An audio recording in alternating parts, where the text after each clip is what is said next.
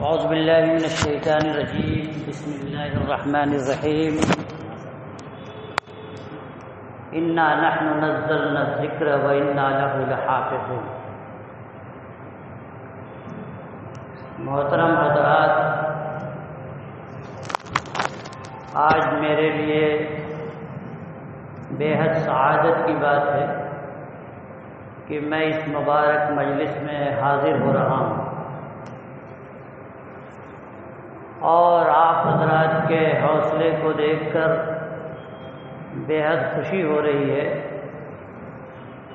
کہ قرآن کے معانی و مفاہیم کو سمجھنے کا ایک جذبہ آپ کے اندر اللہ نے پیدا کیا۔ یہ قرآن اللہ تعالیٰ نے اتارا، اس کا مقصد، اس کا موضوع ہدایت انسانی، انسان کو کیسے ہدایت کے راستے پہ لایا جائے۔ ایسے تو ہمارے علماء اور محققین اور بہت سارے لوگ کہتے ہیں کہ اس قرآن کے اندر دنیا کے سارے علوم رکھ دیے گئے ہیں، جمیع علم فی القرآن لیکن تقاصر عنہ فہم الرجال، کہ اس میں سارے علوم بھر دیے گئے ہیں، بس ہماری عقل عاجز ہے اس کے معانی و مفاہیم کے سمجھنے سے۔ لیکن ہمارے اکابر، ہمارے علماء، ان کا یہ کہنا ہے کہ جس طرح سے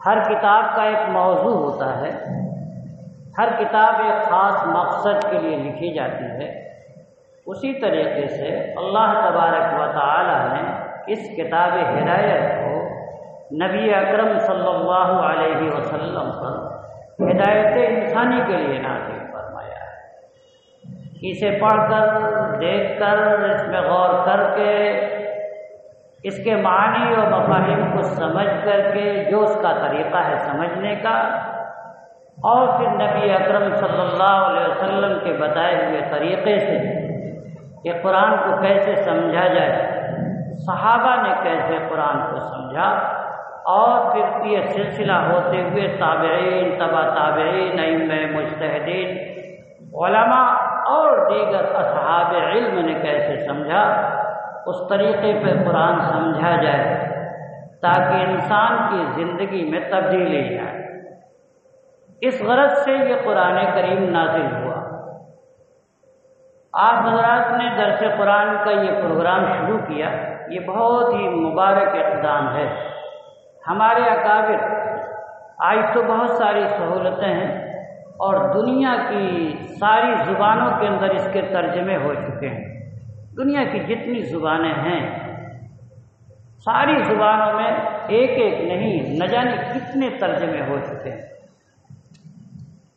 سب سے پہلے ہمارے اس ہندوستان میں شاہ ولی اللہ صاحب محدث دہلوی رحمۃ اللہ علیہ نے اس بات کو سوچا کہ عوام میں کیسے قرآنی تعلیمات کو عام کیا جائے۔ انہوں نے فارسی میں ترجمہ کیا، اس لیے کہ وہ زمانہ فارسی کا، لوگ فارسی جانتے تھے۔ پھر ان کے دو فرزندوں نے، بطور خاص دو لڑکوں نے، شاہ عبد القادر صاحب رحمۃ اللہ علیہ اور شاہ رفیع الدین صاحب رحمۃ اللہ علیہ، ان دونوں نے ترجمے کیے۔ پھر شاہ رفیع الدین صاحب نے موضوع القرآن کے نام سے اس کی تفسیرات بھی کچھ لکھی، تفصیلات بھی تفسیر کے طور پر۔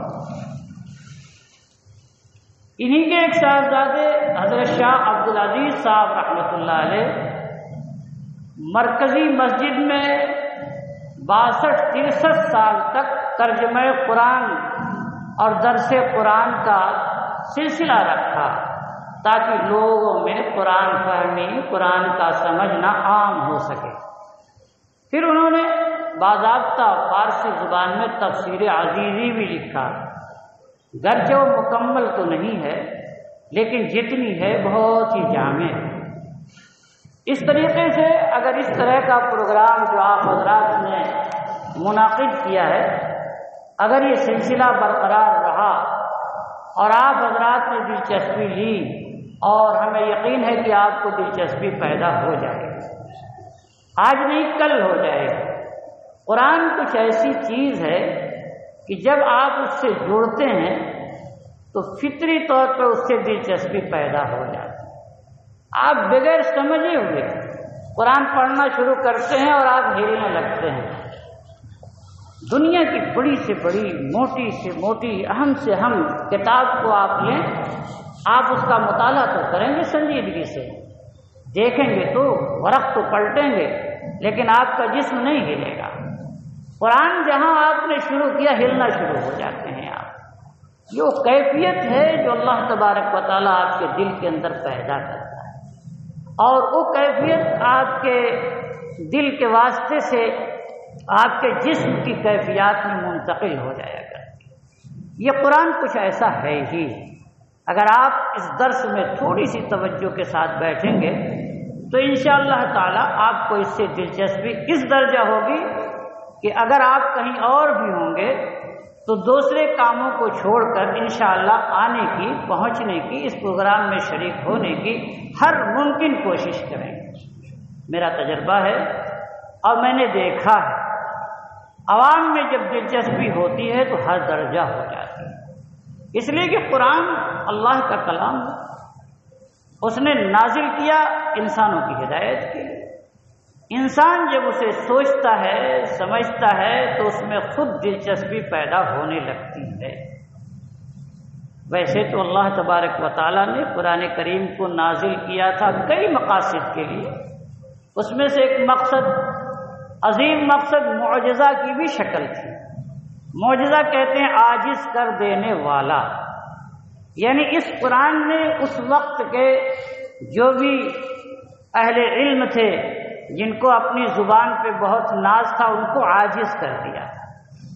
عرب لوگ اپنے کو بہت ہی بڑا صاحب زبان سمجھتے ہیں، ہم لوگوں کو عجمی کہتے ہیں، عجمی کے معنی گونگا، یعنی ہمارے اندر بولنے کی طاقت نہیں، سمجھنے کی اور اپنے معافی ضمیر کو ادا کرنے کی طاقت نہیں۔ ہم جو کچھ بولتے ہیں گویا کہ ان کے نزدیک یہ کوئی زبان نہیں ہے، ہم کو عجمی کہتے ہیں، وہ عربی ہیں، یعنی ان کو اپنی زبان کے اوپر ناز ہے، اور ہے ناز، واقعتاً ناز ہونا چاہیے، اس لیے کہ عربی زبان کے اندر جو فصاحت، جو بلاغت، جو محاورات، جو تعبیرات اور جو لغات کے اندر مترادفات کا سسٹم ہے کسی اور زبان میں، دنیا کی کسی زبان میں نہیں ہے۔ ایسے لوگ تھے، ان کے سامنے ان کو زیر کرنا تھا۔ ایک نبی نے آ کر کے 40 سال زندگی گزار کر کے ان کے درمیان صادق تو تھا، وہ امین تو تھے، سچے تو تھے، دوسروں کے لیے خیر خواہ تو تھے، اپنے اور پرائے کا غم کھانے والے تو تھے، لیکن جب اچانک نبوت کا اعلان کرتے ہیں تو اس وقت سارے دماغ کے جو خرخشے ہیں، دماغ کے اندر جو آپ کے بڑائی اور کبریائی اور غرور کا جو معاملہ ہے فوراً ابھر جاتا ہے، مخالفت پہ آ جاتا ہے، مخالفت پہ آ جاتا ہے۔ ایسے لوگوں کو خاموش کرنا، اور ہمیشہ اللہ تبارک و تعالیٰ نے تمام نبیوں کو معجزات اس زمانے کے اعتبار سے دیے۔ ایک نبی، ایک معجزہ تو ایک نبی پہ آتا ہی ہے، لیکن دوسرے معجزے کا آپ مطالبہ بھی نہیں کر سکتے، اسی کو دیکھ کر کے آپ اس کی نبوت کا اعتراف کر لیں، اس نبوت کو مان لیں، نبی کے دامن سے وابستہ ہو جائیں۔ جبکہ نبی اکرم صلی اللہ علیہ وسلم کو تو علماء نے لکھا 1000 سے زائد معجزات دیے گئے، چھوٹے بڑے بہت سارے معجزات دیے گئے۔ مٹھی میں کنکری پڑ رہی ہے، کلمہ پڑھ رہی ہے، انگلی سے چشمے پانی کے ابل رہے ہیں، دھوپ میں بادل سایہ کر رہا ہے، چڑیے اونٹ آ کر کے شکایت کر رہے ہیں، استنجا کے لیے جا رہے ہیں تو 2 درخت آ کر کے سایہ کر رہے ہیں، ایک نہیں نہ جانے کتنے، چاند کو 2 ٹکڑے کر دیا گیا، بہت سارے معجزات، ایک تو نہیں، لیکن یہ سارے معجزات حسی تھے جنہیں ہم اپنی آنکھوں سے دیکھیں گے، وہ سب اپنے وقت کے ساتھ تھے، وہ ختم ہو گئے۔ آج شق قمر تو نہیں ہے، وہ سارے معجزات جو اللہ تبارک و تعالیٰ نے نبی اکرم صلی اللہ علیہ وسلم کو عطا کیے تھے آج تو ہم نہیں دیکھ سکتے، لیکن قرآن جو علمی معجزہ تھا ہے، رہے گا، رہتی دنیا تک رہے گا۔ ایسے ہی جتنے بھی انبیاء آئے اور ہر قوم میں نبی ہے، لکل قوم ہاد، اللہ تبارک و تعالیٰ کا ارشاد گرامی وَإِنْ أُمَّةٍ إِن مِّنْ أُمَّةٍ إِلَّا خَلَا فِيهَا نَذِيرٌ، بلکہ کسی بھی امت میں عذاب اس وقت آتا ہے جبکہ اس میں نبی مبعوث ہو جاتا ہے، نبی کے مبعوث ہونے کے بعد ہی عذاب آتا ہے، حجت تام ہونے کے بعد ہی اللہ تبارک و تعالیٰ عذاب لاتے ہیں ہر قوم کے لیے 1,24,000 کم و بیش، اور اس میں کچھ رسول، یہ سب کے سب آئے اور سب کو اللہ تبارک و تعالیٰ نے اس وقت کے اعتبار سے معجزات دیے۔ کسی کے ہاں دیکھا کہ جادو کا بہت ہی اثر ہے، جادوگر بڑے بڑے ہیں، حضرت موسیٰ علیہ السلام کا زمانہ ہے، بڑے بڑے جادوگر ہیں، اب ایسا ان کو زیر کرنے کے لیے اللہ تبارک و تعالیٰ نے انہیں ایک ڈالی دے دی، لاٹھی تو ایک عام لاٹھی تھی، وَمَا تِلْكَ بِيَمِينِكَ يَا مُوسیٰ، اے موسیٰ یہ لاٹھی کیا ہے، آپ کے ہاتھ میں کیا ہے؟ کہا ہی عصائی، یہ میری لاٹھی ہے، اتوکل علیہا، میں اس پر ٹیک لگاتا ہوں، وَأَحُشُّ بِهَا عَلَىٰ غَنَمِي، اور میں بکری کو جھاڑ جھاڑ کے پتے کھلاتا ہوں، وَلِيَ فِيهَا مَعَارِبُ أُخْرَىٰ، اور بھی میرے بہت سارے کام، لیکن کہا کہ نہیں، جبکہ تمام جادوگر آ گئے، میدان مقابلہ گرم ہو گیا، تماشائی اور مشاہدین بھی آ گئے، اللہ تعالیٰ نے کہا کہ اسی لاٹھی کو ذرا زمین پہ چھوڑ کے دیکھو، اب یہی لاٹھی اژدہا بن گئی، اور ایسا اژدہا کہ حضرت موسیٰ کو بھی خوف محسوس ہونے لگا، اور اس نے تمام اژدہوں کو جو کرتب تھے، جو شوکدہ بازیاں تھیں، سب کو نگل لیا۔ وہی لاٹھی جو میں نے اپنے ہاتھ سے چھوڑی، لیکن جب اس کی کیفیات میں تبدیلی آئی، اب میں اسے پکڑنے سے خوف زدہ ہو رہا ہوں، اللہ تعالیٰ نے کہا نہیں، ڈرنے کی بات نہیں، اٹھائیے پھر لاٹھی کی لاٹھی۔ یہ اللہ کا معجزہ تھا، ان کے دماغ ٹھنڈے ہو گئے، یہ کوئی عام شخص نہیں، ورنہ ہمارے جیسے جادوگروں کے مقابلے میں جس کے سامنے کی دنیا کی تمام جادوگر فیل ہوں، یہ شخص ایک لاٹھی گرا کر کے ہم کو کیسے دیکھ کر سکتا ہے؟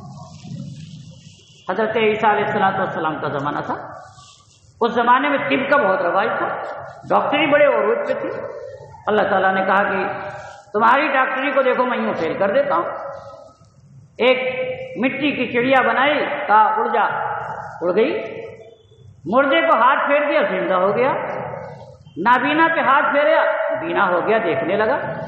آج کی طب تو نہیں کر سکتی، آنکھ کے اندر جب تک بینائی موجود ہے تبھی تک ان کی ساری کوششیں ہیں، اگر یہ آنکھ کی بینائی اللہ تعالی ہم سے لے لے تو اس کے اندر روشنی پیدا کرنے پر دنیا کی کوئی طاقت، کوئی قدرت اس کو نہیں کر سکتی۔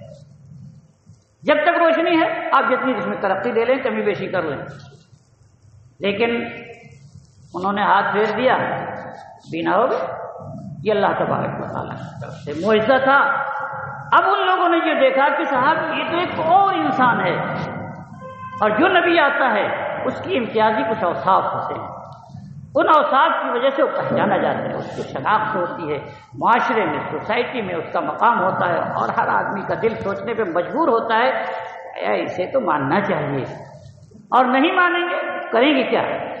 یہ ہوتا ہے معجزہ، عاجز کر دینے والا۔ حضرت یوسف علیہ السلام کو حسن عطا کیا گیا، حضرت نوح علیہ السلام کو کشتی عطا کر دی گئی، حضرت داؤد علیہ السلام کے ہاتھ میں لوہا آتا، نرم ہو جاتا، وَعَلَنَّا لَهُ الْحَدِيدَ، نرم کر دیا۔ حضرت سلیمان علیہ السلام کو ایسا ہم نے تخت اور ایسی حکومت دے دی کہ دنیا میں کسی کو طاقت اور حکومت نہیں مل سکی۔ کسی کے اندر دنیا کے بہت بڑے بڑے بادشاہ گزرے، بہت بڑی بڑی سلطنتیں گزریں، لیکن کسی کا اقتدار، کسی کی سلطنت، کسی کا قبضہ، کسی کا سلطنت ہواؤں پر بھی ہوا ہے، جناتوں پر بھی ہوا ہے، دیو ہیکل انسانوں پر بھی ہوا ہے، نہیں ہو سکا۔ یہ اللہ تبارک و تعالیٰ نے اسے دیا۔ منطقت طیر، چڑیوں کی آواز سن لیتے، چیونٹی کی آواز سن لیتے۔ سورہ نمل کے اندر تو چیونٹی کی آواز بھی انہوں نے سنی۔ جب دیکھا کہ حضرت سلیمان کا لشکر جا رہا ہے تو چیونٹیوں نے کہا کہ بھاگ چلو، کہیں ایسا نہ ہو کہ اپنے پاؤں تلے یہ دبدبا دیں اور انہیں اس کا احساس بھی نہ ہو۔ فتبسم ضاحکا، حضرت سلیمان صلاۃ والسلام کو ہنسی آ گئی، سنا سمجھا تب تو، ورنہ تو ہمارے پیروں سے نہ جانے کتنی چوٹیاں رو دی جاتی ہیں روز، کتنا گزرتا ہوگا ان کے اوپر۔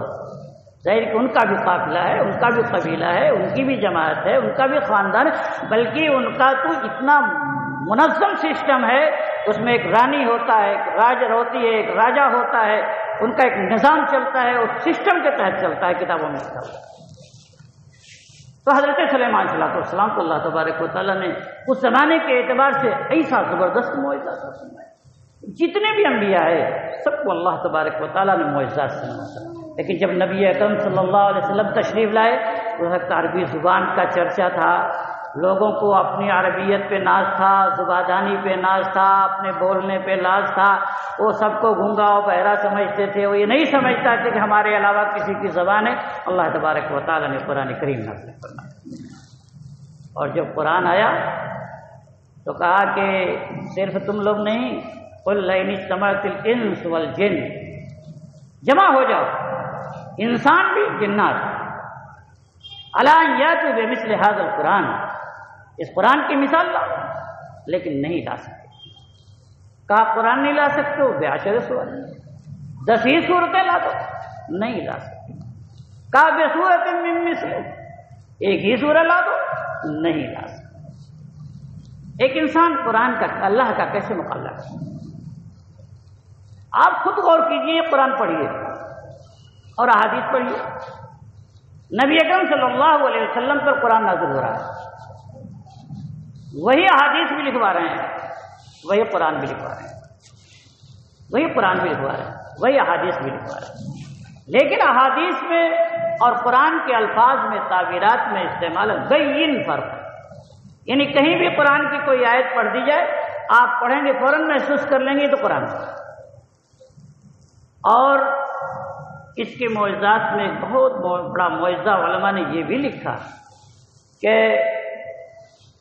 نبی اکرم صلی اللہ علیہ وسلم پر مختلف حالات آتے تھے، کبھی خوشی کے، کبھی غمی کے، کبھی دشمنوں کے بہت سارے مسلسل جلغاریں، ان کی سازشیں ہوتی تھیں، مختلف زمانے تھے، مختلف حالات تھے۔ لیکن جب آدمی، انسان، ہم جیسا انسان ابھی مغموم ہو، پریشان حال ہو، مصیبت زدہ ہو، ہمارے ہاتھ سے جو تحریر لکھی جائے گی اس تحریر میں غم جھلکے گا، پریشانی جھلکے گی، اس کے جملے بولیں گے کہ میں اس وقت پریشانی کے عالم سے گزر رہا ہوں۔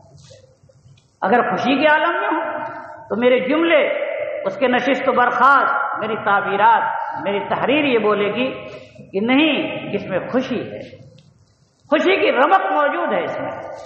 لیکن نبی اکرم صلی اللہ علیہ وسلم سارے حالات سے گزرے، لیکن اس قرآن کریم میں آپ دیکھ لیجئے کہیں اس کا کوئی اثر نہیں آیا۔ اللہ تبارک و تعالیٰ کی طرف سے انہوں نے یاد کرنا شروع کر دیا، اور شروع میں تو زبانی جیسے ہم لوگ یاد کرتے ہیں، رٹتے ہیں، زبان جلدی زبان ہلاتے ہیں۔ نبی اکرم صلی اللہ علیہ وسلم نے بھی سوچا کہ لا تحرک بہ لسانک لتعجل بہ، آپ کو یاد کرنے کے لیے عجلت کرنے کی ضرورت نہیں، ان علینا جمع ہوا قرآن، اس کا یاد کرانا اور اس کے آپ کے دل میں بیٹھا دینا، اس کا محفوظ کرنا، یہ تو میری ذمہ داری ہے۔ اور اللہ تبارک و تعالیٰ نے اس کی حفاظت کی ذمہ داری لی۔ کسی اور کتاب کی حفاظت کی ذمہ داری بطور خاص اللہ تبارک و تعالیٰ نے اپنی طرف سے نہیں لی۔ صحف ابراہیم و موسیٰ کا ذکر تو قرآن میں ہے، زبور کا تذکرہ ملتا ہے اور اس کے کچھ نسخے بھی ملتے ہیں، انجیل بھی ہے، لیکن وہ کس پوزیشن میں ہے اہل علم جانتے ہیں۔ یہ قرآن کریم جسے اللہ تبارک و تعالیٰ نے لوح محفوظ میں اتارا حفاظت کی، لوح محفوظ سے بیت العزت، جو آسمان میں ایک جگہ ہے بیت العزت، اس پہ رکھا، پھر وہاں سے اللہ تبارک و تعالیٰ نے نبی اکرم صلی اللہ علیہ وسلم کے اوپر، وہ بھی حضرت جبریل امین لائے، کوئی عام انسان نہیں، وہ امین بھی تھے، قوی بھی تھے۔ کسی چیز کی حفاظت کے لیے قوت بھی چاہیے، امانت بھی چاہیے، حضرت جبریل امین کے اندر دونوں وصف موجود تھا، قوی بھی تھے، امین بھی تھے، اور وہ نبی اکرم صلی اللہ علیہ وسلم کے پاس، آپ صلی اللہ علیہ وسلم کو محفوظ ہوا، آپ کے صحابہ کو محفوظ ہوا، آپ سب سے پہلے حافظ ہوئے، سب سے پہلے حافظ، جو پڑھتے تھے، جو آتا تھا وہ سب یاد ہوتا جاتا تھا، تو سب سے پہلے حافظ قرآن تو نبی اکرم صلی اللہ علیہ وسلم ہوئے۔ پھر آپ کی ذات سے صحابہ کرام حافظ ہوئے، اور اسی طریقے سے بہت ساری صحابیات حافظ ہوئے۔ ایک کثیر تاریخ میں سے حضرت ابو ہریرہ حافظ ہیں، زید بن ثابت حافظ ہیں، حضرت عثمان غنی حافظ ہیں، حضرت علی حافظ ہیں، ایک سلسلہ حضرت حفصہ، بہت سارے ایک سلسلہ قرآن کو یاد کرنے کا سلسلہ۔ اور عموماً میں بتا دوں، ظاہر ہے کہ وہ لوگ جو مشرف باسلام ہوئے تھے سب چھوٹے چھوٹے بچے تو نہیں تھے، کچھ تو جوان تھے، کچھ معمر تھے، کچھ بوڑھے تھے۔ بڑھاپے میں زیادہ لوگوں نے قرآن یاد کیا، بچوں نے تو یاد کیا ہی، جوانوں نے تو یاد کیا ہی۔ آج جو ایک تصور ہوتا ہے ہمارے پاس کہ اب تو یہ ہماری عمر ہے، ہم کیا یاد کریں؟ ارے جتنا یاد کر سکو، یہ دل، یہ سینہ قرآن کے جتنے بھی حصے سے بھر جائے، یہ ہمارے لیے سعادت ہے۔ یہ حفاظ کرام بہت ہی بابرکت لوگ ہیں، مبارکباد کے مستحق ہیں، اور کہ قرآن ان کے سینے میں محفوظ۔ پھر اللہ تبارک و تعالیٰ نے اس کی حفاظت کا اور بھی سامان عنایت فرمایا۔ حضرت ابوبکر صدیق رضی اللہ تعالیٰ عنہ کے زمانے میں حضرت زید بن ثابت کے سرکردگی میں قرآن کو جمع کر دیا۔ حضرت عثمان غنی رضی اللہ تعالیٰ عنہ کے وقت میں لہجات کو طے کر دیا گیا، اور پھر اس کی حفاظت کے نتیجے میں اہل علم جانتے ہیں کہ بہت سارے علوم پیدا ہو گئے، اور وہ علوم محفوظ ہو گئے۔ آج عربیت بھی پورے طور پہ اگر محفوظ ہے تو اس قرآن کی دین۔ قرآن نے تاریخ کو محفوظ کر دیا۔ بہت سارے قصے کہانی پہلے لوگوں نے سن رکھے تھے، حضرت یوسف علیہ الصلوۃ والسلام کے قصے، اور حضرت موسیٰ علیہ الصلوۃ والسلام کے قصے، اور تمام انبیاء کرام کے قصے بہت لوگوں نے سن رکھے تھے، لیکن وہی مستند ہے جتنا قرآن نے بتا دیا۔ جتنا قرآن نے نقل کر دیا اتنا ہی مستند ہے۔ بقیہ اس کے علاوہ جو روایات ہیں وہ اسرائیلی روایات ہیں، ہم نہ اس کی تردید کرتے ہیں نہ اس کی تصدیق کرتے ہیں، الا یہ کہ نبی اکرم صلی اللہ علیہ وسلم کی طرف سے اس کی تردید ہو گئی۔ لیکن حضرت یوسف علیہ الصلوۃ والسلام کا قصہ سورہ یوسف کے اندر مستقل مکمل پورا قصہ ایک سورہ کے اندر وہی موجود ہے۔ دیکھیے حضرت موسیٰ علیہ الصلوۃ والسلام کے قصے دیکھیے، متفرق جگہ پر ہے۔ حضرت ایوب علیہ الصلوۃ والسلام کے قصے دیکھیے، مختلف جگہوں پر ہے۔ حضرت یونس علیہ الصلوۃ والسلام کے قصے آپ ہے تو 1,24,000، لیکن قرآن میں آپ دیکھیے تو میرے خیال سے 22، 23، 24 کے قریب انبیاء کرام کا نام یاد ہے، لکھا ہوا ذکر موجود ہے۔ حضرت آدم کا، حضرت موسیٰ کا، حضرت عیسیٰ کا، حضرت داؤد کا، حضرت سلیمان کا، حضرت ایوب کا، حضرت اسی طرح سے آپ دیکھ لیجئے، اور نبی اکرم صلی اللہ علیہ وسلم۔ لیکن اتنے ہی تو نہیں تھے، رسلاً قد قصصناہم علیک، کچھ تو ہم نے ذکر کر دیے ہیں اور کچھ تو ہے لم نقصصہم، ہم نے کچھ کا ذکر نہیں کیا۔ یہ تو قرآن کا اعجاز ہے۔ لیکن جتنا قرآن نے بتا دیا، تاریخ محفوظ ہو گئی، عربی زبان محفوظ ہو گئی، اور اسی طریقے سے دیکھا جائے تو قرآن نے بہت سارے علوم کو محفوظ کر دیا۔ اور جب یہ قرآن محفوظ ہوا، یہ ہمارے لیے سعادت کی بات ہے کہ من وان ہم تک پہنچا ہے۔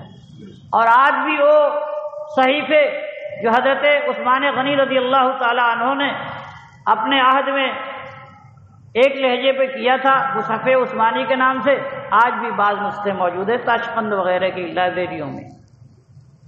اللہ تبارک و تعالیٰ نے اس کی حفاظت کی ذمہ داری لی، اور دوسری ایک حفاظت کی ذمہ داری کہ چھوٹے چھوٹے بچوں کے سینوں میں اس قرآن کو محفوظ۔ میں غلطی کروں، ایک چھوٹا حافظ فوراً روک دے گا، میں اپنا علامہ ہوں گا، لیکن ایک چھوٹا سا بچہ نہیں، مولانا آپ غلطی کر رہے ہیں، زیر کی زبر کی وا چھوٹ رہا ہے یا پھا چھوٹ رہا ہے، یہاں پر ہم ایسا کر رہے ہیں ویسا کر رہے ہیں، ہم نہیں کر سکتے، غلطی کر کے ہم آگے نہیں بڑھ سکتے۔ چنانچہ جب انگریزوں نے یہاں چاہا کہ کس طریقے سے اسلام کو ختم کیا جائے، تو اس نے کوشش کی اور غور کیا کہ اگر قرآن سے رشتہ ان کا کاٹ دیا جائے تو یہ لوگ دھیمے دھیمے اپنے اسلام سے الگ ہو جائیں۔ کیسے کیا جائے؟ قرآن کے جتنے نسخے ہیں دھیمے دھیمے ہٹا دیے جائیں۔ لیکن جب اس پہ عمل شروع ہوا تو آگے یہ بات آئی کہ اس قرآن کے نسخوں کو تو ہٹایا جا سکتا ہے، لیکن یہ جو سینوں میں قرآن موجود ہے اسے کیا کریں گے؟ سینے نے محفوظ کر رکھا ہے، نبی کے سینے پر قرآن نازل ہوا اور پھر سینہ بہ سینہ اب تک چلا اور رہے گا انشاءاللہ۔ اور یقین مانیے جن علاقوں میں قرآن سے وابستگی نہیں رہی، ارتداد نہیں پھیلا، دین سے دور وہی لوگ ہوئے، اور جہاں قرآنی تعلیمات عام ہوئی ہے اللہ تبارک و تعالیٰ نے ان کو محفوظ کر دیا۔ ہم آپ کو اس کا احساس نہیں ہوگا، اس لیے کہ ہم ایسے شہر میں، ایسے علاقے میں ہیں کہ گلی گلی مدرسے ہیں، چپے چپے میں علماء ہیں، دینی تعلیم کا رواج ہے، دینی باتیں آپ سنتے رہتے ہیں، جماعت کی لائن سے، تقریروں کی لائن سے، جمعہ کے خطبات کی لائن سے، اور آپ پڑھے لکھے لوگ ہو کچھ مطالعے کی لائن سے۔ یہ تو ہمارے اوپر اللہ کا کرم ہے کہ ہم کو اللہ تبارک و تعالیٰ نے ایسے ماحول میں پیدا کیا۔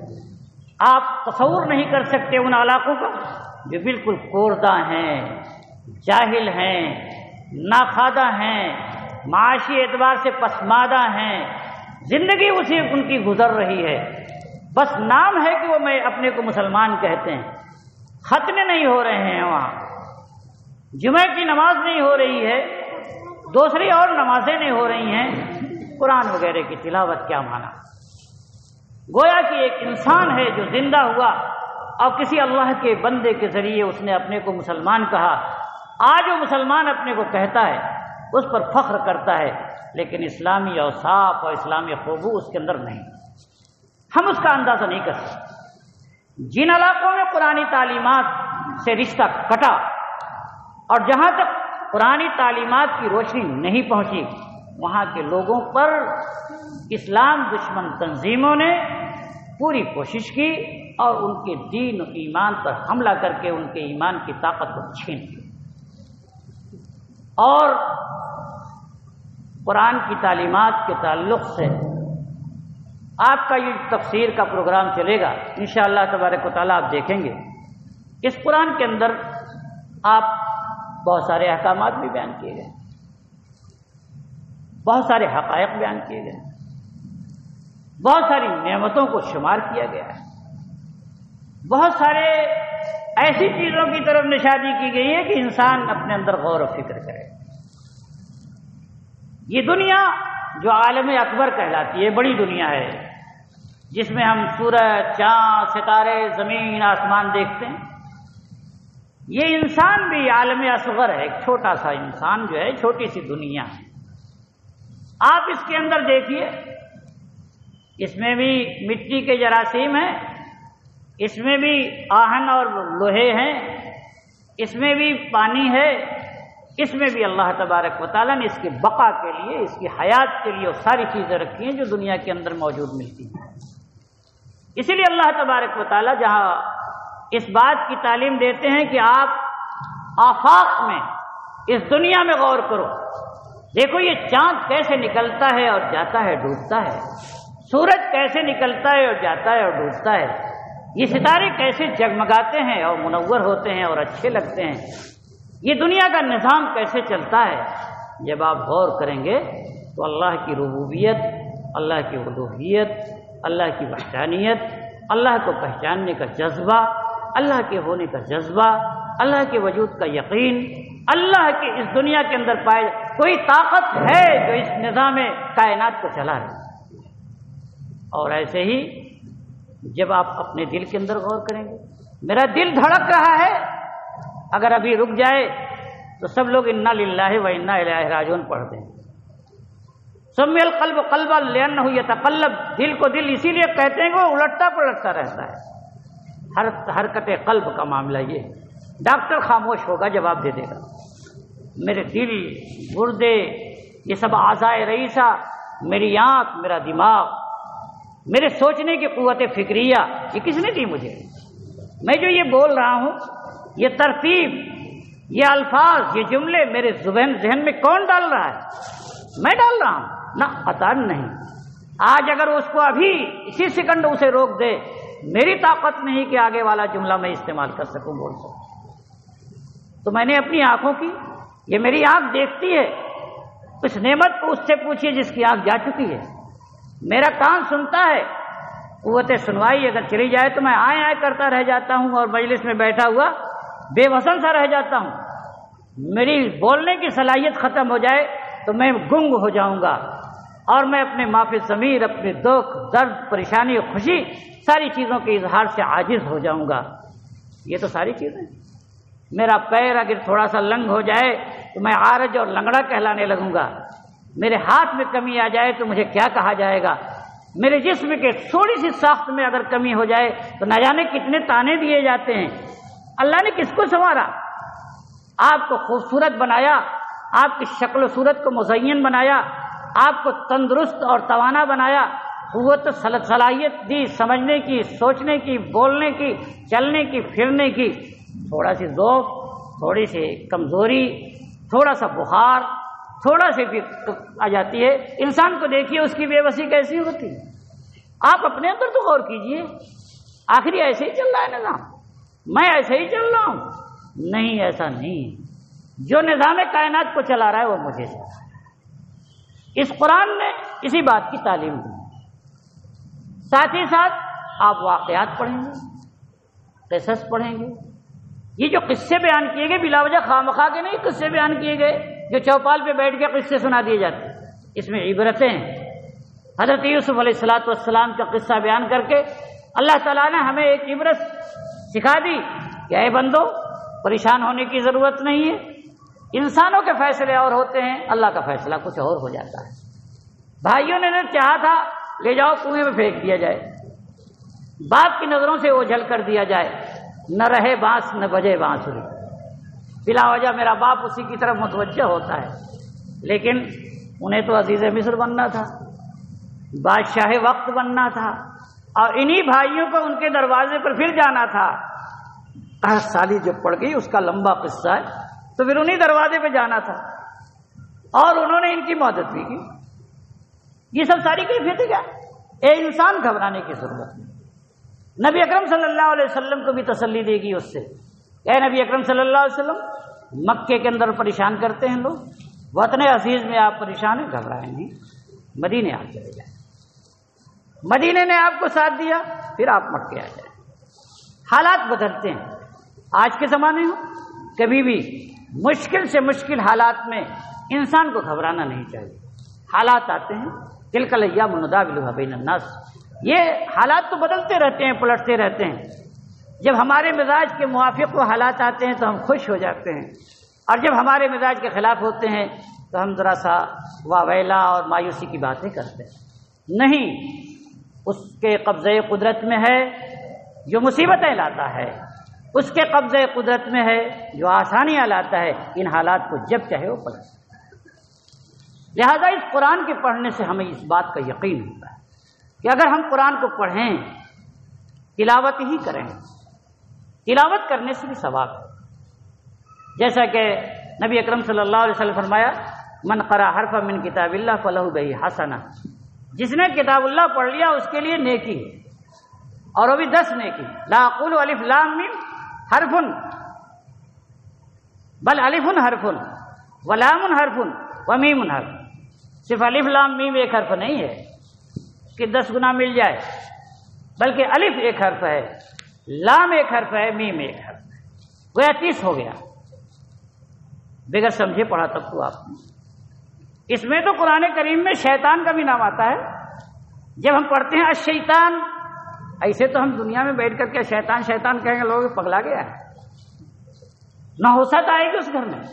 لیکن میں اس قرآن میں جب شیطان پڑھتا ہوں تو مجھے الف کا بھی ثواب ملتا ہے، لام کا بھی ثواب ملتا ہے، شین کا بھی ملتا ہے، یا اور طا کا بھی ملتا ہے، اور الف اور نون کا بھی۔ بغیر سمجھے تو الف لام میم ذالک الکتاب لا ریب فیہ، الف لام میم کا کوئی معنی نہیں جانتا، اللہ جانے، اس کا رسول جانے۔ ہم اس لیے اس کو مانتے ہیں کہ ہم ماننے والے ہیں، بغیر معنی کے سمجھے ہوئے اس پر ہم ایمان لاتے ہیں۔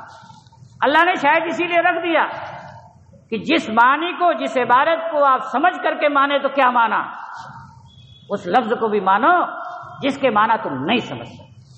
بہت سارے لوگوں نے اس کے معنی طے کیے ہیں، الف کہیں لے لیا جائے، لام کہیں لے لیا اور میم کہیں لے لیا، لیکن کوئی طے شدہ معنی آج تک واللہ عالم بے مراد اللہ جانتا ہے، یا اس نے بتایا نبی اکرم صلی اللہ علیہ وسلم کو تو وہ جانتا۔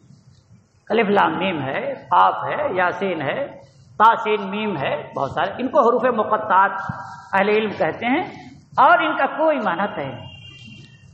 اس قرآن کریم کے اندر آپ جتنا بھی پڑھتے ہیں، تلاوت کرتے ہیں، اس کا ثواب آپ کو ملتا ہے، ایک ایک حرف پہ 10 نیکی ملتی ہے۔ لیکن یہ قرآن اگر آپ سمجھ کے پڑھیں، اس کے معنی و مفہوم کو سمجھ کے پڑھیں، تب تو پھر مسئلہ ہی کیا؟ قرآن تو آیا تھا اسی لیے کہ لوگ سمجھیں، قرآن کے معنی و مطالب کو جانیں، اور جب نازل ہوا تو وہ لوگ قرآن جانتے تھے، اس لیے جب قرآن پڑھا جاتا تھا تو وہ شور کرتے تھے، ہنگامہ کرتے، وقال الذین کفروا لا تسمعوا لهذا القرآن والغوا، اے لوگو اس قرآن کو سنو مت، شور مچاؤ، شاید تم کامیاب ہو جاؤ۔ اس لیے کہ وہاں تو بچہ عربی جانتا تھا، جیسے ہم اردو بولتے ہیں آپ سب جانتے ہیں، آپ سب سمجھتے ہیں، وہاں بچہ عربی جانتا تھا، عربی داں تھا، لہذا ان کی پالیسی یہ تھی کہ جب قرآن پڑھا جائے تو شور مچائے تاکہ کانوں میں نہ پہنچے، لیکن جس کان میں پہنچا اس نے اثر کر دیا۔ ولید ابن ربیعہ کے سامنے قرآن آیا، اس نے کہا کہ یہ تو کوئی شعر نہیں ہے، یہ تو کوئی جادو نہیں ہے، یہ تو کہانت نہیں ہے، یہ تو آگے بڑھ کر کے رہے۔ ولید ابن مغیرہ جو اپنی فصاحت و بلاغت میں بہت ہی ممتاز مانا جاتا تھا اور اپنے کو فصیح بہت بڑا کہتا تھا، لیکن جب اس نے سنا، اس نے کہا ان لہ لحلاوۃ، اس قرآن کے اندر تو بہت ہی مٹھاس ہے، وان لہ لطلاوۃ، ان علیہ لطلاوۃ، اس میں تو کافی زیبائش ہے، ان اعلاہ لمثمر، اس کا اوپر جو ڈالی والی ہے یہ تو پھلدار ہے، وَالنَّاسِ إِنَّ أَسْفَلَهُ لَمُغْدِقٌ، یہ جو نیچے والی جڑیں ہیں اس کی تو بڑی مضبوط ہیں، إِنَّهُ يَعْلُو وَلَا يُعْلَى عَلَيْهِ، یہ بلند ہو کر کے رہے گا، یہ مغلوب نہیں رہے گا۔ اور واقعتاً قرآن جہاں گیا وہ بڑھتا گیا، دین بڑھتا گیا، ظاہر ہے کہ صحابہ کرام جہاں جہاں گئے دین کی اشاعت ہوئی اور دین کی تعلیم عام ہوئی، صحابہ کے اخلاق، عادات، طور طریق، زندگی گزارنے کا طریقہ جو نبی اکرم صلی اللہ علیہ وسلم سے انہوں نے سیکھا تھا، اور قرآنی آیات یہ سب لے کر کے قرہ حضرات جاتے تھے، سمجھاتے تھے، سکھاتے تھے، وہ لوگ متاثر تھے۔ لہذا یہ بہت خوشی کی بات ہے کہ آپ حضرات نے اس ترجمہ قرآن، تفسیر قرآن کا ایک نظام بنایا ہے، اور چونکہ یہ افتتاحی پروگرام تھا، یہ کلمات میں نے کہہ دیے۔ واقعتاً قرآن تو ایسا ہے، وہ نبیوں میں رحمت لقب پانے والا، بچپن میں ہم لوگوں نے پڑھا تھا، وہ نبیوں میں رحمت لقب پانے والا، وہ اپنے پرائے کا غم کھانے والا، مصیبت میں غیروں کے کام آنے والا۔ اور کیا ایک شعر بول رہا ہوں، اتر کر ہرا سے سوئے قوم آیا اور ایک نسخہ کیمیا ساتھ لایا۔ تو نبی اکرم صلی اللہ علیہ وسلم شروع میں جب ابھی نبوت نہیں ملی تھی، حب الخلا، آپ تنہائی پسند تھے، اللہ کے بارے میں دھیان، گیان، سوچ، فکر میں لگے رہتے تھے، اور جاتے تھے غار حرا میں، وہیں جا کر کے اللہ سے لو لگاتے تھے۔ اور واقعتاً اللہ سے لو لگانے کا وقت اور ٹائم تو تنہائی کا ہے، اس تنہائی کے وقت میں کبھی کبھی تو اللہ سے لو لگانا بھی چاہیے، اس سے اپنی شکایت کرنی بھی چاہیے، اپنا کہنا بھی چاہیے، خدا میری سن لے، تو ہی میرا ہے میں تیرا ہوں، اس کے علاوہ تو کچھ نہیں، میں تیرا ہوں تو میرا ہے۔ ٹھیک ہے ہم نالائق ہیں، ناکارے ہیں، گنہگار ہیں، ہم اس لائق نہیں ہیں کہ دستے سوال آپ کے سامنے درج کریں، لیکن سب کچھ ہے تو آپ کے۔ تنہائی کے وقتوں میں اللہ سے مانگیے، ضرور دے گا۔ جاتے تھے نبی اکرم صلی اللہ علیہ وسلم، حضرت جبریل امین آ گئے، حضرت جبریل امین تشریف لائے اور کہا پڑھیے، کہا میں تو پڑھا اڑا نہیں، پھر کہا آپ نے دبوچ دیا، اور شاید اس لیے تاکہ قلب کا قلب سے اتصال ہو جائے، اور وہ بوجھ جو قرآن کا جو قولاً ثقیلہ ہے، جو بھاری بھرکم وہ آپ کے دل کے اندر قبول کرنے کی پوری صلاحیت پیدا ہو جائے۔ آپ بھگے گئے، اپنی زوج محترمہ حضرت خدیجہ رضی اللہ تعالیٰ عنہ سے کہا زملونی زملونی، میرے اوپر چادر اڑا دو، چادر اڑا دو۔ حضرت خدیجہ نے کہا گھبراؤ نہیں، اللہ آپ کو کبھی بھی رسوا نہیں کرے گا، واللہ لا یخزیک اللہ ابدا، بخدا اللہ آپ کو کبھی بھی رسوا نہیں کرے گا۔ کیوں؟ اس لیے کہ آپ تو بہت سارے مجبوروں کے کام آتے ہیں، تحمل الکلہ و تعین علی النوائب و تقریب الضیف، مہمانوں کی بہت ساری مہمان نوازی کرتے ہیں، ناداروں کے کام آتے ہیں، اس طرح کے جملے بخاری کے اندر نقل ہیں۔ کہا کہ آپ گھبرائیے نہیں، چنانچہ یہ ابتدا تھی جبکہ قرآن نازل ہوا، اقرا بسم ربک الذی خلق، 5 آیتیں جو سب سے پہلے قرآن، اور اس طریقے سے قرآن کا سلسلہ جاری ہو گیا۔ حضرت جبریل امین آتے اور نبی اکرم صلی اللہ علیہ وسلم پر قرآن نازل ہوتا۔ یہ کوئی آسان اور ہلکا پھلکا کام نہیں تھا، لیکن اللہ تبارک و تعالیٰ نے نبی اکرم صلی اللہ علیہ وسلم کو اسی کے لیے پیدا ہی کیا تھا، اس لیے وہ صلاحیت بھی مرحمت فرمائی۔ قرآن کو اخذ کرتے تھے، معانی کو سمجھتے تھے، لوگوں تک پہنچاتے تھے، اور پھر یہ قرآن رفتہ رفتہ 23 سال کی مختصر زندگی میں پھیلتا چلا۔ اس کی ایک سورہ ہے سورہ فاتحہ، یہ سورہ فاتحہ جس سے اس قرآن کا آغاز ہے، اور اسی درس قرآن کے لیے آپ بیٹھے ہوئے۔ یہ تو میں نے ابتدائی تمہیدی بات اس لیے کی، کوئی افتتاحی پروگرام، ورنہ حق تو یہ تھا کہ میں براہ راست قرآن پہ آ جاؤں، آپ سنیں، آپ محسوس کریں کہ اللہ تبارک و تعالیٰ نے اس قرآن کے اندر، اس سورہ فاتحہ کے اندر کیا کیا رمز رکھا ہے۔ اس کی تفصیلات تو ہم نہیں بیان کر سکتے، بڑی بڑی ضخیم کتابیں اس پہ لکھی گئی، صرف سورہ فاتحہ کی تفسیر میں، ایسے موٹی موٹی کتابیں تو تفسیر میں ہیں۔ اس اردو زبان میں ابوالکلام آزاد نے ام الکتاب کے نام سے ایک ضخیم کتاب لکھی، میرے خیال سے 300-350 صفحے کی ہوگی۔ اسی طریقے سے اور بھی لوگوں نے لکھی، لیکن آپ ساری چیزوں کا احاطہ تو نہیں کر سکتے اس مختصر سے وقت میں، اور میں سمجھتا ہوں کہ جو آپ کے ہاں درس دیں گے وہ بھی آپ کا بہت زیادہ ٹائم نہیں لیں گے، آپ کا وقت بھی ملحوظ رہے گا، قرآن کی تعلیمات کا بھی لحاظ رہے گا، اور اتنا ہی وقت جس میں آپ اطمینان سے سن سکیں، بہت زیادہ جبر بھی نہ ہو، آپ کا وقت بھی بہت لاس نہ ہو، آپ درمیانی چال چلیں تاکہ قرآن سے دلچسپی، تعلق، رغبت، شیفتگی باقی رہ جائے۔ یہ ایک پہلی سورہ ہے سورہ فاتحہ کہ اللہ تبارک و تعالیٰ نے اسے 2 بار نازل فرمایا، ایک مکہ میں نازل فرمایا، ایک مدینے میں نازل فرمایا۔ اس سورہ کو فاتحہ اس لیے کہتے ہیں، فاتحہ کہتے ہیں جس سے کسی چیز کی شروعات ہو، قرآن کی شروعات، اس لیے اس کو سورہ فاتحہ کہتے ہیں۔ اس سورہ کے اور بھی بہت سارے نام ہیں، یہ سورہ شافیہ بھی ہے، پڑھ کے پھونک دیجئے شفا ہو جائے، تو آپ کہیں گے کہ میں تو پڑھ کے دم کرتا ہوں نہیں شفا ہوتی، یہ میری زبان کا قصور ہے۔ میرے استاذ نے فرمایا، کہا کہ دیکھو ایک بندوق بنا لو، بہترین بندوق ہو، سب کچھ ہو، لیکن اس کی جو نالی ہے وہ آپ کی صحیح نہیں ہے، اور آپ نے بہترین قسم کا جو ایک چھرا ہوتا ہے، گولی ہوتی ہے، آپ نے لگائی، سب سسٹم صحیح ہے، لیکن جہاں سے اسے گزرنا ہے وہ سسٹم صحیح نہیں ہے، آپ ماریں گے شیر کو، یہ تو ٹھوس کر جائے گا، شیر ہی حملہ کر دے گا۔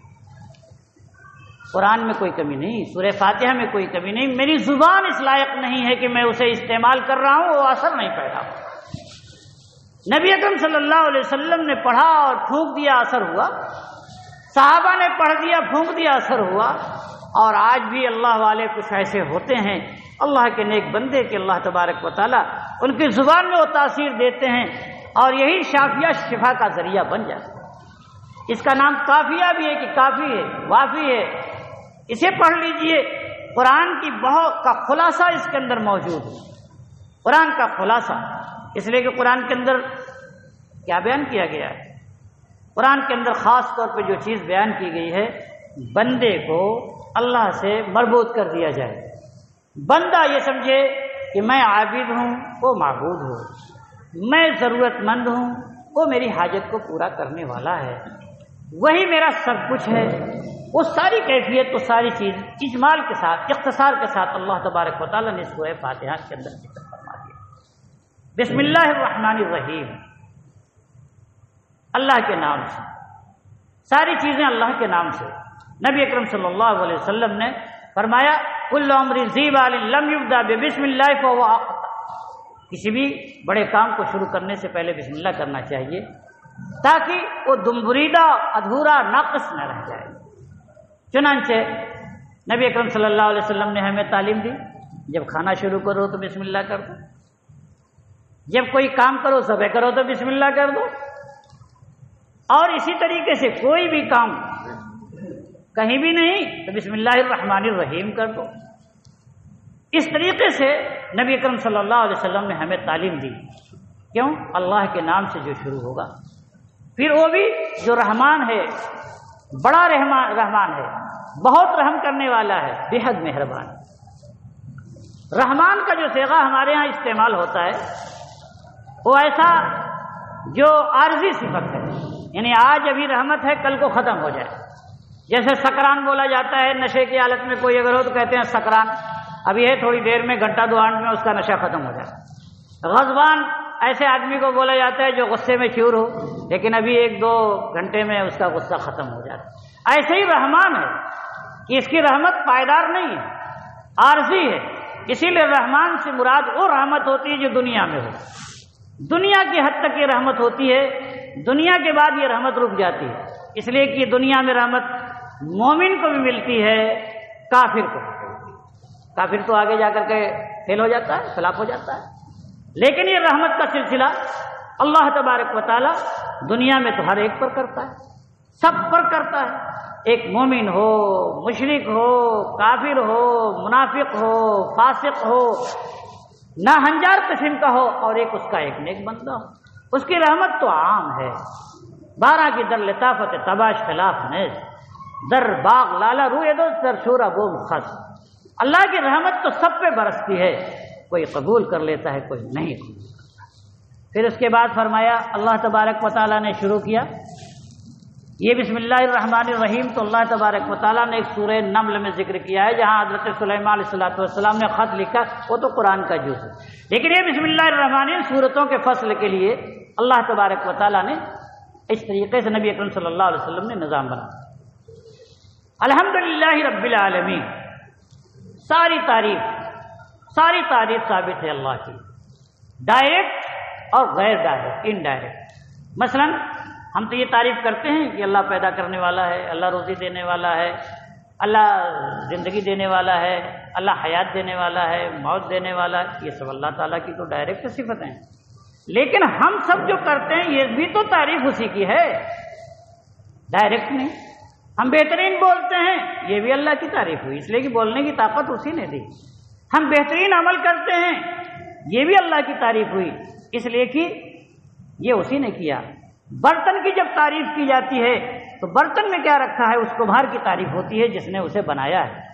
اللہ تبارک و تعالیٰ ہی کی تعریف ہر حال میں ہوتی ہے، چھوٹی بڑی اچھی بری جتنے بھی کام ہیں، ہم جو تعریف کرتے ہیں اس تعریف میں براہ راست نہیں تو ڈائریکٹ، نہیں تو انڈائریکٹ، اللہ تبارک ساری تعریف۔ اسی لیے اللہ کے رسول صلی اللہ علیہ وسلم نے کہا کہ آپ سے مزاج پرسی اگر کوئی کہے تو الحمدللہ علی کل حال کہہ دیا کرتے، ہر موقع پر الحمدللہ کہا جاتا۔ آپ بیت الخلاء جاتے ہیں، آ کر کے نیچے دو جب بعد میں دعا کرتے ہیں الحمدللہ الذی اذھب عنی الاذی وعافانی، چھینک آ جائے تو الحمدللہ کہہ دیں، ہر موقع پر آپ الحمدللہ کہیں۔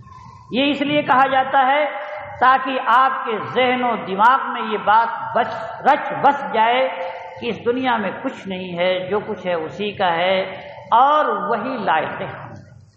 پھر آگے فرمایا رب العالمین، جو سارے عالم کا پالنہار ہے، پیدا کرنے والا اور پرورش کرنے والا۔ پرورش کرنے والا رب کہتے ہیں ایسا جو انسانوں کو درجہ بدرجہ، لمحہ بلمحہ، آہستہ آہستہ، رفتہ رفتہ ترقی تک پہنچا۔ یعنی ایسا نہیں کہ ہم کو اللہ نے پیدا کر دیا، پیدا کر کے چھوڑ دیا کہہ لو، ہماری ہر وقت وہ دیکھ ریکھ کرتا ہے، زندگی کے آخری لمحات تک اس لیے وہ پالنہار ہے، اور جو پالنہار ہے اس کی تعریف ہونی ہی چاہیے۔ یہ تعریف اسی کو ہونا چاہیے جو پالنہار ہو، جو اللہ ہو، جس کے اندر تمام مستجمع ہے، جامع ہے تمام اعلیٰ خصوصیات، اور پھر جو رحمان ہے، بڑا مہربان ہے، بے حد رحم کرنے والا ہے۔ اور آگے پھر فرمایا مالک یوم الدین، جزا کے دن کا مالک ہے، جبکہ نفسا نفسی کا عالم ہوگا۔ وہ عام دن نہیں ہوگا، بھائی بھائی کو، بیٹا باپ کو نہیں پہچانے گا، عدل کا ترازو قائم ہوگا، تمام عبادتیں اس وقت فیل نظر آئیں گی۔ اللہ اپنے فضل کا معاملہ فرمائے گا، اپنے کرم کا معاملہ فرمائے گا۔ اسی لیے کبھی بھی اپنی عبادت پر ناز نہیں کرنا چاہیے، نہ اپنی تلاوت پہ ناز کرنا چاہیے، نہ اپنی عبادت پر ناز کرنا چاہیے۔ بس اللہ تبارک و تعالیٰ سے دعا کرنا چاہیے کہ اللہ سے قبول کرنا۔ جو میں نے ٹوٹی پھوٹی عبادت کی ہے، مجھ سے جو ہو سکا میں نے تلاوت کی ہے، میں نے آپ کے سامنے جو کچھ کیا، آپ کے نبی اکرم صلی اللہ علیہ وسلم کی مرضی اور اس کے حکم سے ہم نے جو کچھ کیا، اللہ سے اس دن سزا بھی دے سکتا ہے، جزا بھی دے سکتا ہے۔ اسلام سے پہلے لوگوں کا یہ خیال تھا کہ اللہ کاہے سزا دیں گے، گناہ کی سزا وزا نہیں دیتے۔ اللہ نے کہا نہیں، مالک تو اسے کہتے ہیں جو اپنی ملکیت میں پورا تصرف رکھتا ہو۔ میں اپنا سامان جیسے چاہوں کروں، میں اپنا کپڑا یہاں رکھوں جو وہاں رکھوں۔ اللہ تبارک و تعالیٰ کو حق ہوگا وہ جیسے چاہیں ویسے تصرف کریں، اس لیے وہ مالک یوم الدین ہے۔ یہ سب چیزیں تو گویا کہ اللہ تبارک و تعالیٰ کے لیے ہوئی۔ پھر آگے فرمایا اہدنا الصراط المستقیم ایاک نعبد و ایاک نستعین، اے اللہ ہم آپ ہی کی عبادت کرتے ہیں اور آپ ہی سے مدد طلب کرتے ہیں۔ یہاں پہ دونوں معاملہ ہو گیا، اللہ کی عبادت بھی، اللہ سے مانگنا بھی۔ ہم آپ کے ہیں، آپ ہی کے رہیں۔ اسی لیے اس سورہ کا نام ایک تعلیمی مسئلہ بھی اس کا نام ہے، سوال کرنے کا ڈھنگ بتایا گیا۔ دنیا میں آپ جب کسی بڑے آدمی کے پاس جاتے ہیں، اگر جا کر کے سیدھے سیدھے کہہ دیں میرا یہ کام ہے کر دیجئے، کہا چلو جی، پتہ نہیں آگے کیسا اس کا موڈ ہے، چلو ہٹو، کل آنا، پرسوں آنا، تاخیر کر سکے گا، لیٹ دیکھ کر سکتا ہے۔ لیکن جب آپ جائیں، کیسی خیریت ہے، آپ ٹھیک ٹھاک ہیں، اچھے ہیں، ماشاءاللہ آپ کی تو بڑے نام سنے ہیں، اور آپ تو بہت سنا ہوا کام بھی بناتے ہیں، ارے بہت کچھ سن کر کے آئے، کچھ ان کی تعریف توصیف اچھے کلمات جب کہے جاتے ہیں، پھر اس کے بعد جب اپنی میں اس غرض سے آیا اچھا سے بیٹھ کے میں کرتا ہوں۔ یہ انسانی فطرت ہے، گویا کہ مانگنے کا طریقہ بھی سکھایا اللہ تبارک و تعالیٰ کہ الحمدللہ کہا آپ نے، رب العالمین آپ نے کہا، رحمان بھی کہا، رحیم بھی کہا، اور اس کے وصف کو بتایا کہ آپ مالک یوم الدین ہیں۔ اب ایسے اور ہم آپ ہی کے ہیں، آپ ہی سے مدد طلب کر سکتے ہیں، اس کے علاوہ کچھ نہیں۔ لہذا اہدنا الصراط المستقیم، ہمیں سیدھا راستہ دکھا دیا، وہ سیدھا راستہ جو نبیوں کا ہے، جو صدیقین کا ہے، جو شہداء کا ہے، جو صالحین، اچھے لوگوں کا راستہ، اس کو ہمیں دکھا دیجئے۔ اہدنا الصراط المستقیم صراط الذین انعمت علیہم، جس پر آپ نے انعام کیا، اور ان لوگوں کا راستہ ہمیں مت دکھلائیے جو گمراہ ہیں، اور نہ ان لوگوں کا راستہ جن پر کہ اللہ کا غضب ڈھایا گیا ہے۔ گمراہ ہونا یہ ہے کہ میں جانتا ہوں اور جاننے کے بعد بھی اس پر عمل نہیں کرتا، اور ایک شخص یہ ہے کہ جانتا نہیں ہے مگر جاننے کی کوشش نہیں کرتا، دونوں میں فرق ہوتا ہے۔ اس لیے اس سے مراد بعض حضرات نے یہود و نصارہ کو بھی لیا ہے، لیکن یہ ایک علامت کے طور پر، یہ علامت ہے گویا کہ ایسی لوگوں کا راستہ ہے، اللہ ہمیں بچائیے، جو گمراہوں کا راستہ ہے، اور ہر دور میں گمراہ رہے، اور ہر دور میں اللہ کے راستے سے بھٹکنے والے رہے ہیں، جان بوجھ کر، دانستہ یا نادانستہ۔ لہذا یہ ایک ایسی سورہ ہے جس میں اللہ تبارک و تعالی نے بندے کو اپنے معبود سے جوڑ لیا، اور یہ سمجھے کہ بندہ اپنے معبود سے، عابد معبود سے مربوط ہو جا رہا ہے، جڑ جا رہا ہے، اور اسی سے مدد طلب کر رہا ہے، اسی کے اوصاف بیان کر رہا ہے، اسی کی ساری خوبیاں بیان کر رہا ہے، اسی سے ہدایت کا راستہ طلب کر رہا ہے، اور ان راستوں سے پناہ بھی مانگ رہا ہے جن راستوں پر کہ ضالین جو گمراہ لوگ تھے، جو گمراہ کے علاوہ جو لوگ مغضوب علیہم تھے، جن پر اللہ تبارک و تعالیٰ کے غضب ڈھائے گئے، جو افراط و تفریط میں مبتلا ہوئے، اے اللہ اس راستے سے۔ اور اس کے بعد آمین کہہ دیا جاتا ہے۔ آمین قرآن کا حصہ نہیں ہے۔ اے دعا، اے اللہ اس دعا کو قبول فرما، اے اللہ اس کو قبول فرما۔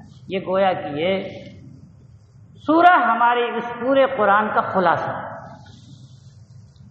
اس سورہ کو آپ بار بار پڑھیے، آپ پڑھتے ہی ہیں، قرآن میں پڑھتے ہیں، نماز میں پڑھتے ہیں، نماز کے علاوہ اور بھی پڑھتے رہتے ہیں، کون ہے جس کو یاد نہیں ماشاءاللہ۔ لہذا اسے پڑھیے اور اس سلسلے کو جاری رکھیے، بہت ہی مبارک قدم ہے۔ اللہ آپ کو قبول فرمائے، ہم لوگوں کو بھی قبول فرمائے، ہمارے آنے کو بھی قبول فرمائے۔ میرے لیے سعادت کی بات تھی کہ میں اس میں شریک ہوا ہوں، قرآن کی خدمت، قرآنی تعلیمات کی خدمت، یہ ایک بہت بڑی سی سعادت۔ انہوں نے تو میرا شکریہ ادا کیا، مجھے تو ان لوگوں کا شکریہ ادا کرنا چاہیے، انہوں نے مجھے موقع دیا کہ یہ میرے لیے سعادت کی بات ہے کہ میں اس بابرکت مجلس میں حاضر ہوا اور قرآن کی نسبت سے کچھ کہنے کی اللہ تبارک و تعالیٰ نے توفیق عنایت فرمائی، اور آپ حضرات کی برکت سے یہ سلسلہ جب چلے گا تو انشاءاللہ مجھے بھی اس میں کچھ حصہ ملتا رہے گا۔ جو نیک کام میں حصہ لیتا ہے اس میں بھی اللہ تبارک و تعالیٰ دیتا ہے۔ لہذا اللہ تبارک و تعالیٰ سے دعا فرمائیں کہ اس میں استقامت ہو اور اس سلسلے کو آپ دراز کریں، بہت دراز کریں، بہت تیزی، بہت دلچسپی لیں، اور مجھے امید ہے کہ یہ چیز جب آپ عام کریں گے، آج اتنے لوگ ہیں، کل کو یہ مسجد تنگ بھی پڑ سکتی، یہ حوصلے بڑھتے ہیں، میں نے دیکھے ہیں۔ میں جب پڑھ کے آیا تو میں بھی تازہ دم تھا جیسے یہ لوگ تازہ دم ہیں۔ میں نے اپنے محلے میں شروع کیا، میں بالکل ابھی چھوٹا تھا لیکن میں نے شروع کیا، رمضان میں گھر رہتا تھا، رمضان میں شروع کیا میں نے، اور روزانہ ظہر کے بعد شروع کرتا ہوں، روزانہ پوری مسجد بھری رہتی تھی، جو آ گیا اس کو نہیں جانا، دوسری مسجدوں سے دھیمے دھیمے آنے لگے، کوئی بلانے تو نہیں گیا، حالانکہ روز تعلیم ہوتی تھی لیکن وہ دلچسپی نہیں پیدا ہوئی۔ لیکن جب اس قرآن کی برکت سے لوگوں نے سنا کہ قرآن کے معنی کیا ہیں، قرآن کے مفاہیم کیا ہیں، قرآن ہم سے تقاضا کیا کرتا ہے، وہ کیا کہتا ہے، ابھی تو ہم نے تلاوت کی، ہم نے تو ابھی پڑھا تھا، صرف ان کے الفاظ پڑھے تھے، اس کے معنی تو ہم ہی نہیں سمجھے تھے، اس کے معنی کیا ہیں۔ اب جب ایک درس دینے والا آپ کو سمجھا رہا ہے، ٹھیک ہے آپ عربی نہیں جانتے ہیں اور عربی کا پڑھنا سب کے لیے اتنا آسان بھی نہیں، لیکن یہ قرآن حقیقت میں آسان پیدا کیا گیا تھا، اس کی تعلیمات کے اعتبار سے سمجھنا کوئی مشکل ہے، سمجھانا کوئی مشکل نہیں، احکامات سے جب ایسے ہوتی ہیں الگ، لیکن اس قرآن نے لوگوں کے دلوں کو اپیل کی، ذہنوں کو جھنجھوڑا، ان کو قرآن نے اپنے سے مربوط کیا، انسان اپنی فطرت اور حقیقت کو اس نے سمجھا، اور پھر یہ اسلام اسی قرآن کی برکت سے بڑھتا گیا۔ اور ہمارے حضرت شیخ الہند علیہ رحمہ جب مالٹا کی جیل سے آئے، مالٹا کی جیل میں انہوں نے ترجمہ لکھا تھا، ترجمہ شیخ الہند کے نام سے آج بھی چھپا ہوا ملتا ہے۔ آئے تو کہا کہ میں دو چیزوں کو لے کر کے آیا ہوں، اگر میری امت دو چیزوں سے مربوط ہو جائے تو یہ امت کبھی بھی ناکام نہیں ہو سکتی، ایک قرآن، دوسرے اتحاد ملت۔ اگر متحد ہو جائے تو ہم کبھی بھی ناکام نہیں ہو سکتے۔ اور واعتصموا بحبل اللہ جمیعا ولا تفرقوا، اے لوگو اللہ کی رسی کو مضبوطی سے تھام لو اور متفرق نہ ہو، اختلاف کی صورت پیدا نہ ہو جائے۔ اللہ کی رسی سے پیدا وابستہ ہونے کا ایک مفہوم تو یہی ہے کہ ہم متحد رہیں، ایک رہیں۔ بہت سارے اختلافات پیدا ہوتے ہیں، اس میں صبر کریں، اختلافات کو نظر انداز کر کے اتفاق کے راستے تلاش کریں۔ ایسا بہت سا ہوتا ہے، اختلافات کے راستے کو الگ کیا جاتا ہے۔ ہمارا آپا کا کسی مسئلے میں اختلاف ہو سکتا ہے، معاشرے میں 10-20 آدمی ہوتے ہیں، ذہنی اختلاف، فکری اختلاف، سوچ کا اختلاف، رائے کا اختلاف ہوتا ہے، لیکن اس اختلاف کے اندر بھی اتفاق کی شکلیں نکلتی ہیں، اس کو سوچا جا سکتا ہے۔ لیکن ساتھ ہی ساتھ اللہ کی رسی سے مراد قرآن بھی ہے، قرآن کو مضبوطی سے تھام لیجئے، اس کی تعلیمات کو مضبوطی سے سام لیجیے، انشاءاللہ تبارک و تعالیٰ اللہ تبارک و تعالیٰ سے کی طرف سے نصرت آئے گی، کامیابی آئے گی، فتح آئے گی، انشاءاللہ ہمارا دل بھی مطمئن ہوگا، سکون قلب بھی حاصل ہوگا، اور پڑھنے سے تلاوت کرنے میں بھی سکون ملے گا، سننے میں بھی سکون ملے گا۔